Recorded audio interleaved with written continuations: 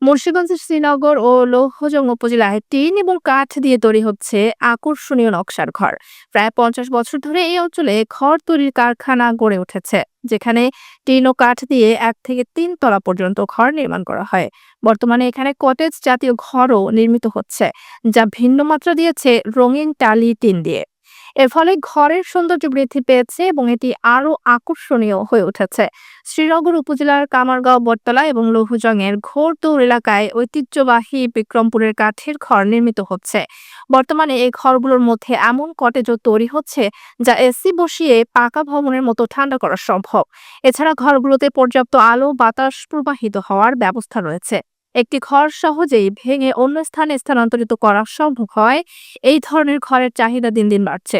দেশের বিভিন্ন স্থান থেকে ক্রেতারা এসব ঘর কিনে নিয়ে যাচ্ছেন। কাঠমিস্ত্রি জানান, ঘরগুলো নির্মাণে ব্যবহৃত হয় নাইজেরিয়ান লোহা কাঠ, সেগুন কাঠ এবং টিন। কটেজ জাতীয় ঘরগুলোর বেড়াতে টিনের বদলে ব্যবহৃত হচ্ছে মেহগনি ও কেরোসিন কাঠ। এসব ঘরের স্থায়িত্ব প্রায় 60 থেকে 100 বছর।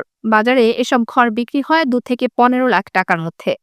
ব্যবসায়ীরা গাছ কিনে এনে এবং টিন সংগ্রহ করে ঢাকা সহ বিভিন্ন স্থান থেকে এবং ঘর নির্মাণের কাজে গোপালগঞ্জ জেলার শ্রমিকদের বিশেষ চাহিদা রয়েছে।